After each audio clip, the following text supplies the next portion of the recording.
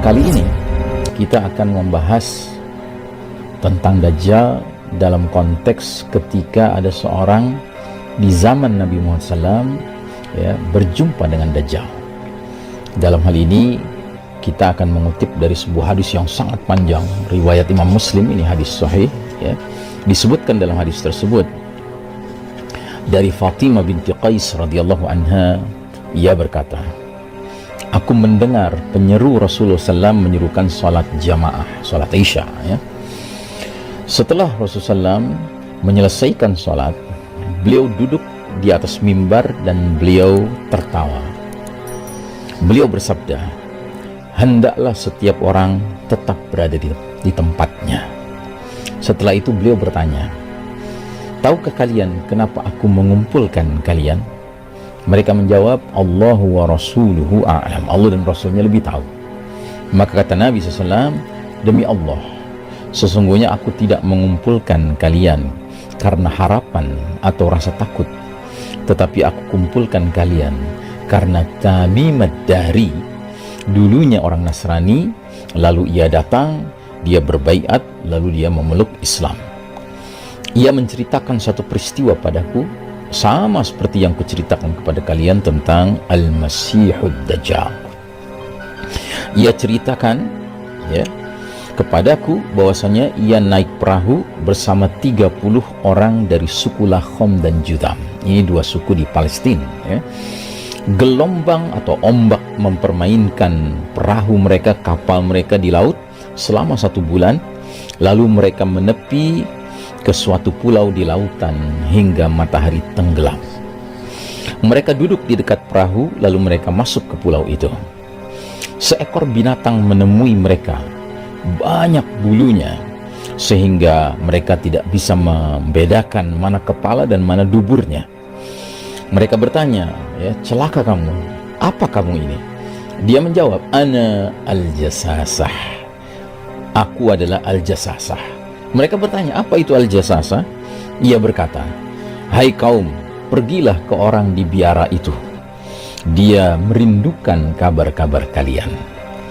Maka Abduhaq berkata, saat ia menyebut nama seseorang kepada kami takut jangan-jangan al-jasasah ini adalah setan betina.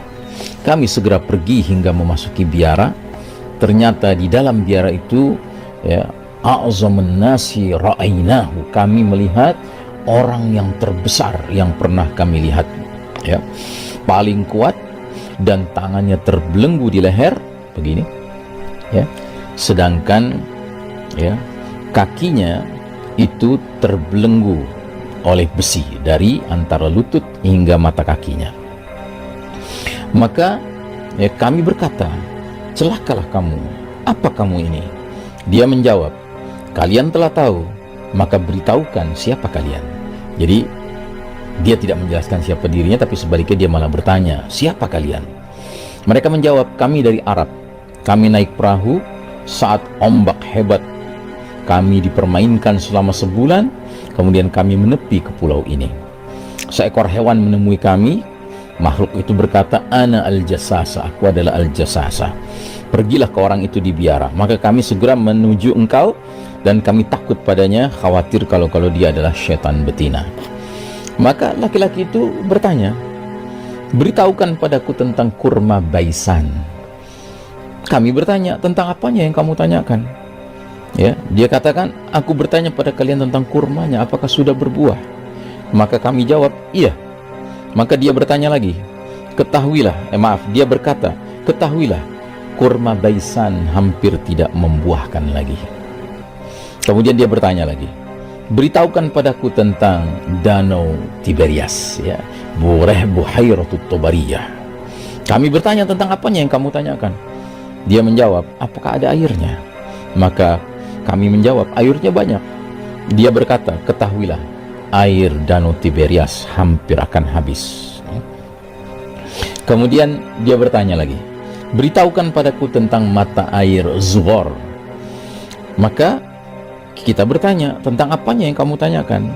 Dia berkata, apakah di sana ada airnya dan apakah penduduknya bercocok tanam dengan air itu? Maka kami jawab, iya, airnya banyak dan penduduknya bercocok tanam dengan air itu. Lalu dia berkata, akhbirni an nabiyil ummiyi, beritahukan padaku tentang nabinya orang-orang yang buta huruf, bagaimana keadaannya? Maka kami menjawab, beliau telah muncul dari Mekah dan sekarang tinggal di Yasrib alias Madinah. Dia bertanya, apakah orang-orang Arab memeranginya? Maka dijawab, iya. Dia bertanya, apa yang Nabi itu lakukan pada mereka? Maka dijelaskan bahwa Nabi tersebut menang atas bangsa Arab dan mereka bangsa Arab mentaatinya. Maka laki-laki itu bertanya, itu sudah terjadi? Dijawab, iya. Maka kata laki-laki itu, ketahuilah, sesungguhnya itulah yang baik bagi mereka mentaati Nabi tersebut. Sungguh akan kuberitahukan kepada kalian siapa diriku. Ana al-Masihud Dajjal. Akulah al-Masihud Dajjal, dan aku sudah hampir diizinkan keluar. Maka aku akan keluar. Aku akan melintasi bumi ini. Aku tidak biarkan satu perkampungan pun kecuali aku singgahi. Semua akan kudatangi selama total 40 malam, illa Makkah wa Thayyibah, kecuali Mekah dan Madinah. Kedua kota ini diharamkan bagiku. Setiap kali aku hendak memasuki salah satunya, malaikat membawa pedang kuat menghadangku, menghalangiku dari tempat tersebut, dan di setiap jalannya terdapat para malaikat penjaga. Rasulullah SAW bersabda seraya memukulkan tongkat pendek beliau ke mimbar. Beliau berkata, hadhihi thayyibah, hadhihi thayyibah, hadhihi thayyibah. Inilah kota Madinah, inilah kota Madinah, inilah kota Madinah. Ingat, apakah aku sudah ceritakan kepada kalian? Maka para sahabat yang hadir menjawab, ajal, benar.